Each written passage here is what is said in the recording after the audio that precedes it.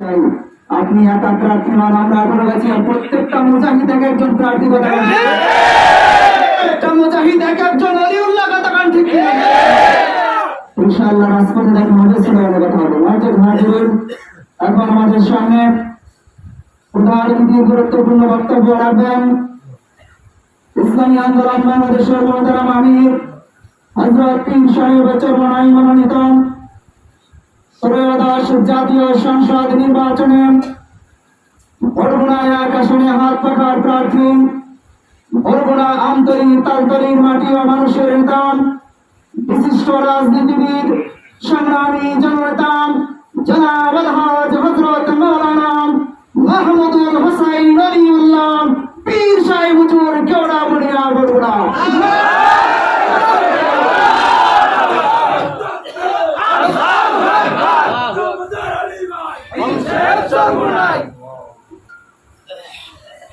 السلام عليكم ورحمة الله.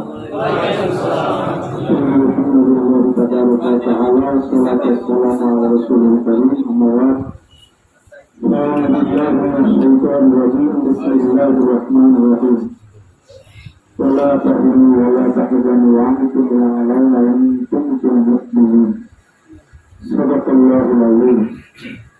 الحمد لله. বাংলাদেশ নগর committee আন্তর্জাতিক union সভা কর্তৃক আয়োজিত আজকে মাসিক ইজতেমা সদগুজারের অনুষ্ঠান আগত সমস্ত মুজাহিদ ভাইয়েরা অন্তর্গত ভাইদেরকে আমি আমার অন্তরস্থল থেকে আন্তরিক অভিনন্দন জ্ঞাপন করছি। তো আসলে এটা মাসিক ইজতেমা লম্বা করে আলোচনার উপরে জায়গাও না, যেহেতু এসেছি দুটি কথা না বললেন নয়। আমরা যেহেতু ইসলামী আন্দোলন বাংলাদেশের পূর্ব সদস্য পূর্বকর্মী, বাংলাদেশের যত রাজনৈতিক সংগঠন আছে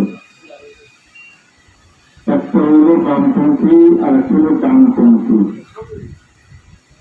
একটা দেশে যদি ইসলামী বিপ্লব ঘটাতে হয় সেক্ষেত্রে সর্বাগ্রে দরকার একজন যোগ্য আমির,